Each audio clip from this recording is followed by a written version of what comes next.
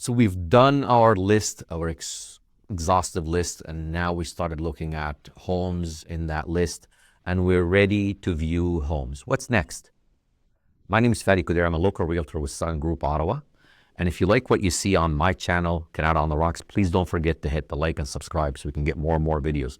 Let's dig into it. Now that we've got ourselves the list and we started to view properties, I want to give you some tips on what to look for, what not to look for, and things like that. So key things to view or to look out for when you're viewing properties. You want to know the location. You want to see where it's at. Is it close to, for example, is it close to a dam? Is it close to a hub? Is it close to a center? Location is going to be fantastic, and also it's going to be the biggest make or break when it comes to looking at properties. Is there a building structure intact when I'm looking at it? Is there any issues when I'm going into the basement? Is there sort of water damage? Is there any residue of water? Is there any smell that I can get when I walk in the house? That darn smell of smoke, is that something that's available in this property, or is that something that I feel confident about? You want to also look at which direction does it face. For some people, it's a must. I know certain culture, certain group, the house has to open on a certain facing north or facing east.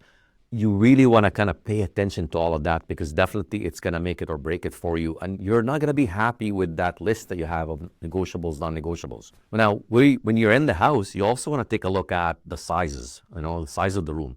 Is this a good size for me? Can I live okay with it? Feel free to walk into a showing and bring your actual measuring tape. There's nothing wrong with that. In fact, if the agent doesn't allow you to do that, there's something wrong with the picture. You want to be able to take measures. You want to be able to see like where things fit. You want to imagine your space the way that you want to live in it. A big item to watch out for is staging. Sometimes staging might make or break that sale of the house, because I walk in as a buyer and I'm imagining my property a certain way, or imagining my house to be a certain way, but then the staging kind of throws me off. So you have to kind of take a step back and really imagine yourself, imagine your own furniture into it, and really just dig a little bit deeper. Like, don't just walk in and get that first impression and feel like, you need to kind of take your time a little bit, do some measuring, do some imagining, talk to your agent about some of the ways that you can restructure things. So yeah, like it's really important to kind of just have that vision.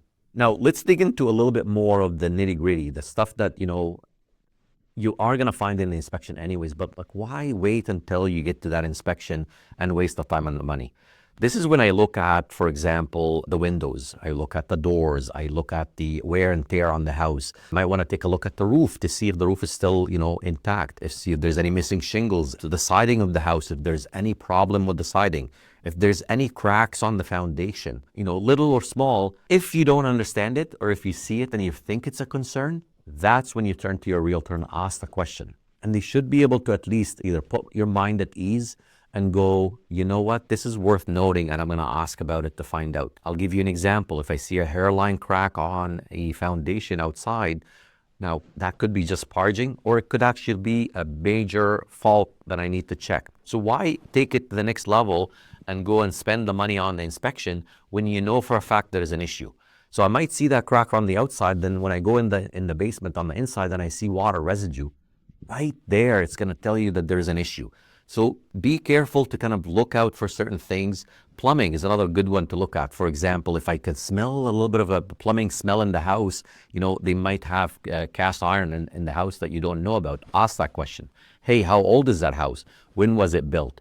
Those questions are going to come to fruition for you, and they're going to be costing you the big bucks when it comes to a later time. One other thing too, when I'm looking at properties, especially when I'm looking at properties that are joint wall with another one, like let's say a townhouse, or I'm looking at a semi-detached, is there enough soundproofing? Like, am I going to live in the house and have my neighbor literally hear every detail about my life? I don't like that.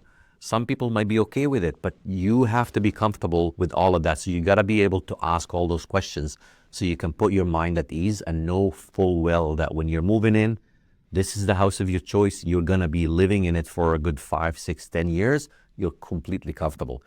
We're not talking about a $2 purchase that I made at the Esso on the way. This is something that I'm going to be spending a lot of my hard-earned cash, and I want to be comfortable with. Now, a lot of the times when I'm walking in right away, I'm going to get some sort of spidey senses. I'm going to get some sort of items that I have to watch out for. I'll tell you a couple of like maybe the top five or so, but you feel free to add whatever you want. At the end of the day, you want to look out for any sort of fresh paint. Why is there fresh paint? Is that fresh paint because they just want to list the house, or are they covering something? If there is fresh paint and there's a smell of some sort, where is that smell coming from? If there's trees outside, how close are they to the house? Is that going to be a problem for me later? Because, we all know, for example, with trees, whatever goes up must come down. You also want to make sure, I know for a fact, if this tree is about 5 meters, 10 meters above, most likely it's going to be about 5 to 10 meters below as well. How close is that to my foundation line? Is there going to be a problem with my foundation when I'm looking forward to it? Another good one to look into, if there's any major updates recently, how well are those updates done? Have they gone to the city and maybe got, let's just say as an example, it's more than 80, 90% upgraded. Did they actually go to the city and get a permit for those upgrades? And if they have got a permit for those upgrades, are those permits actually exactly what they said they were going to do? So those are items that definitely want to watch out for. Another big one is also if they have done no painting to the side or anything like that, any new changes, you want to be able to see two things. Have they done it properly? And do they have any receipts for it? Anytime that you have any suspicion about something, that's when I could take it to the next level and I take it to the city and maybe check with the city to see what that is. So for example, if all of a sudden you're like, oh, when I looked at the city plans, this only showed that there's only 3 bathrooms. There's a 4th bathroom in the basement. Have they done that right? Have they checked it? Have they got a proper permit for it? Because what's going to happen is if you don't have or don't ask all those questions, it's going to come back and bite you in the ass later. What I mean by that, I'm trying to sell it. It's set up as right now 3 bathrooms, but there's actually a 4th in there and there's no permit. I might get a good deal on that because we didn't ask questions, but I've actually overpaid because now I know I bought a house that is legitimately set up for 3 bathrooms. There's a 4th. It could be a capacity issue with the plumbing. They bring the right plumber or not. If you have the city permits and the city permits are absolutely flawless and everything is followed appropriately, no questions, no problems, no issues. That's why if you have any suspicion, you always go back to the city plans. You go back and check what they've actually, fixed that house at. And from there, you can decide if this is something that you want to take on, take that risk, and then go and get the permit after the fact. I don't recommend that. Why? Because when it comes time to sell it, you're going to have the same exact problem that these folks are having with selling it. Hey, for more tips like this, if you want to learn more about real estate, this is a channel for you. My name is Fadi Kuder. I'm a local realtor with Sutton Group Ottawa, and Canada on the Rocks is a place to be.